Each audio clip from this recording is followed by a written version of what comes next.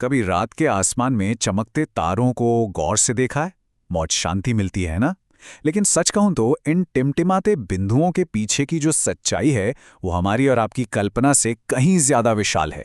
हाल ही के रिसर्च से पता चला है कि हमारे ऑब्जर्वेबल यूनिवर्स में, ध्यान से सुनिएगा, लगभग 2 ट्रिलियन यानी 20 खरब आकाशगंगाएं हैं। 2 ट्रिलियन, ये एक ऐसा नंबर है जिसे दिमाग में बिठा पाना भी बिल्कुल मुश्किल है।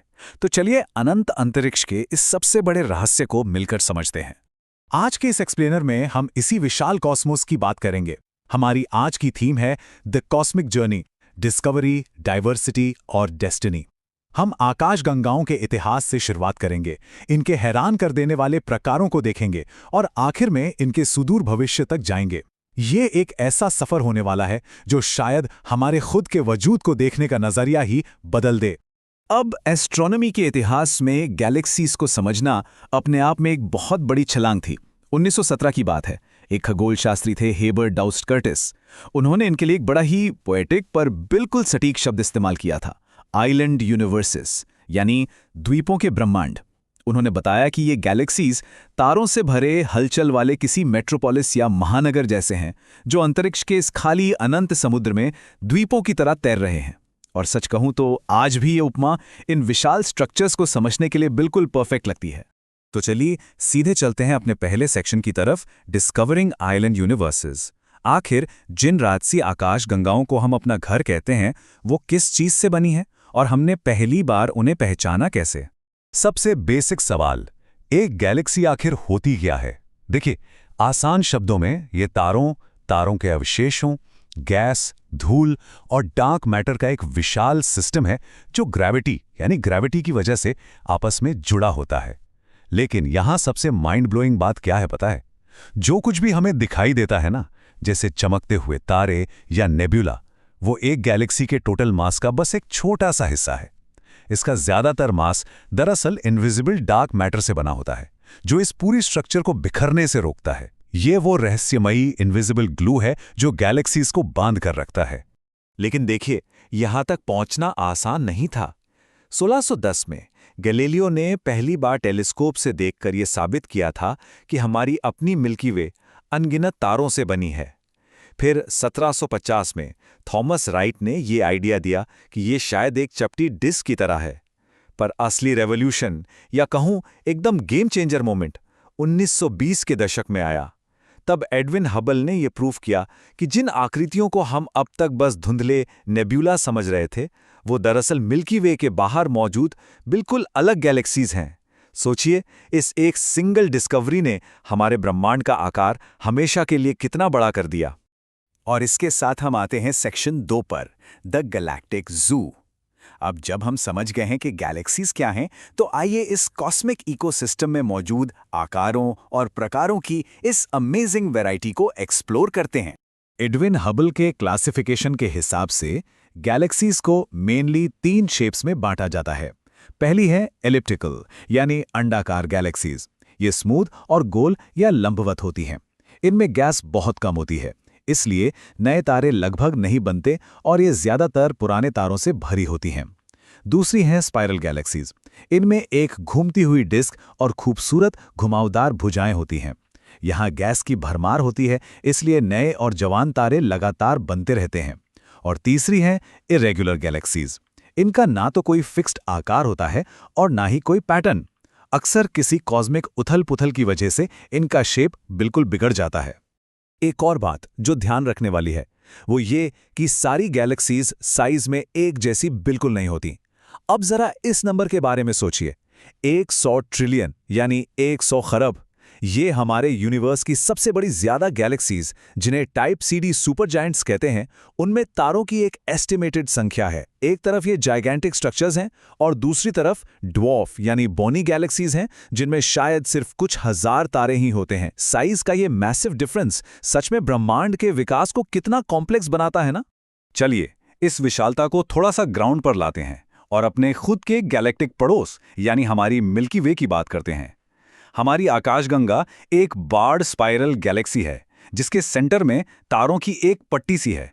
यह लगभग 87,400 लाइट ईयर्स चौड़ी है और इसमें अंदाजन 200 बिलियन तारे हैं। और बस इस बेहद विशाल घूमती हुई डिस्क के एक बहुत ही छोटे से हिस्से में हमारा वजूद है। आगे बढ़ते हैं सेक्शन 3 पर, कलिजन्स एंड कॉस्मिक मॉन्स्टर्स। अब तक हमने गैलेक्सीज को बड़ी शांत और खूबसूरत जगह माना है, लेकिन अंतरिक्ष दरअसल एक बहुत ही वायलेंट और डायनामिक जगह है। चलिए उन ताकतवर प्रोसेसेस को देखते हैं जो इन गैलेक्सीज को बदलते हैं। गैलेक्सीज आसमान में बस एक जगह रुकी नहीं रहती, वो ग्रेविटी के साथ एक तरह का लंबा डांस करती हैं, और इस डांस में टकराव भी होते हैं। जब गैलेक्सीज सिर्फ एक दूसरे के पास से गुजरती हैं तो ग्रेविटी की वजह से उनके शेप खिंचने लगते हैं और गैस के टकराने से अचानक ढेर सारे नए तारे बनने लगते हैं, जिसे हम स्टारबर्स्ट कहते हैं। पर अगर वो आपस में टकरा जाएं और अलग होने की स्पीड काफ़ी ना हो तो वो आपस में मर्ज हो जाती हैं। कई बार तो एक बड़ी गैलेक्सी छोटी गैलेक्सी को पूरी तरह से तोड़कर निगल लेती है। इसे गैलेक्टिक कैनिबलिज्म कहते हैं। आपको जानकर हैरानी होगी कि हमारी मिल्की वे गैलेक्सी भी इस वक्त सैजिटेरियस ड्वार्फ गैलेक्सी के साथ यही कर रही है, उसे धीरे धीरे निगल रही है। और इन्हीं गैलेक्टिक स्ट्रक्चर्स के बिल्कुल सेंटर में छुपे होते हैं कुछ असली कॉस्मिक मॉन्स्टर्स, जिन्हें हम एक्टिव गैलेक्टिक न्यूक्लियस या AGN कहते हैं। ये बड़ा ही अजीब पैराडॉक्स है। एक सुपरमैसिव ब्लैक होल जो सब कुछ निगल जाता है, उसके चारों तरफ गैस की एक तेजी से घूमती हुई डिस्क बन जाती है। ये डिस्क इतनी ज्यादा एनर्जी पैदा करती है जो पूरी की पूरी गैलेक्सी की चमक को भी पीछे छोड़ सकती है। कभी कभी तो ये ब्लैक होल्स लाइट की स्पीड से निकलने वाले पार्टिकल्स के जेट्स सीधे डीप स्पेस में फायर करते हैं। अब थोड़ा और पीछे हटते हैं और आते हैं सेक्शन 4 पर, the cosmic web. In monsters और कोलिजन से बाहर निकलकर अगर हम मैक्रो लेवल पर देखें तो हम पाएंगे कि गैलेक्सीज ऐसी ही रैंडमली नहीं बिखरी हुई हैं। देखिए कि ये ग्रैंड स्ट्रक्चर काम कैसे करता है। बहुत ही कम, लगभग 5% गैलेक्सीज ही अकेले रहना पसंद करती हैं, बाकी सभी को ग्रेविटी एक साथ खींच लेती है। सबसे छोटे होते हैं ग्रुप्स, जैसे हमारा अपना लोकल ग्रुप। उनसे बड़े होते हैं क्लस्टर्स, जिनमें सैकड़ों से हजारों गैलेक्सीज होती हैं। और फिर आते हैं सुपर क्लस्टर्स, जो 10,000 से ज्यादा गैलेक्सीज का घर हैं। अगर हम पूरा जूम आउट कर देना तो ब्रह्मांड एक मकड़ी के जाले जैसा दिखता है। गैलेक्सीज की लंबी चादरें और फिलामेंट्स होते हैं, जिनके बीच में खाली हिस्से यानी वॉइड्स होते हैं। इस पूरे फ्रैक्टल सिस्टम को हम कॉस्मिक वेब कहते हैं। इस कॉस्मिक वेब की शुरुआत से लेकर यहां तक का सफर वाकई में माइंड ब्लोइंग है। लेकिन जैसा कि हम जानते हैं, हर चीज का एक अंत जरूर होता है। तो वक्त को फास्ट फॉरवर्ड करते हैं और देखते हैं हमारा आखिरी सेक्शन, द अल्टीमेट फेट। भविष्य को समझने के लिए एक छोटी सी नज़र इस बात पर डालते हैं कि लैम्डा CDM मॉडल के अकॉर्डिंग ये सब शुरू कैसे हुआ था। बिग बैंग के बाद के डार्क एजेस में जब प्राइमोर्डियल हाइड्रोजन और हीलियम ठंडे हो रहे थे, तब डार्क मैटर के हेलोज ने ग्रेविटी के जरिए आपस में जुड़कर प्रोटो गैलेक्सीज बनाई। यही वो समय था जब पॉपुलेशन 3 कहलाने वाले ब्रह्मांड के बिल्कुल पहले तारों ने जन्म लिया। वक्त के साथ घूमता हुआ मैटर सेटल होकर गैलेक्टिक डिस्क्स में बदल गया और अलग अलग मर्जर्स की वजह से वो आकृतियां बनी जो आज हम देखते हैं। ये सब तारे बनाने वाले ईंधन पर चल रहा था। लेकिन तारे बनाने के लिए जरूरी इस गैस और डस्ट की सप्लाई लिमिटेड है, और खराबों सालों बाद जब ये सारी स्टार फॉर्मिंग गैस बिल्कुल खत्म हो जाएगी, तब कोई भी नया तारा जन्म नहीं लेगा। एक दौर आएगा जब आकाशगंगाएं सिर्फ अपने पुराने रूप की परछाई बनकर रह जाएंगी। उस सुदूर भविष्य में सिर्फ धुंधले पड़ते ब्राउन ड्वार्फ्स, ठंडे हो चुके व्हाइट ड्वार्फ्स, न्यूट्रॉन स्टार्स और ब्लैक होल्स ही इन आकाशगंगाओं के आखिरी बचे हुए वारिस होंगे। तो इस सब को ध्यान में रखते हुए जरा एक पल के लिए सोचिए, जब ब्रह्मांड की ये स्टार फॉर्मिंग गैस आने वाले वक्त में कंप्लीटली खत्म ही होनी है, तो इस टेम्पररी पर बेहद शानदार स्टेलर एज में आज और अभी मौजूद होने का क्या मतलब है।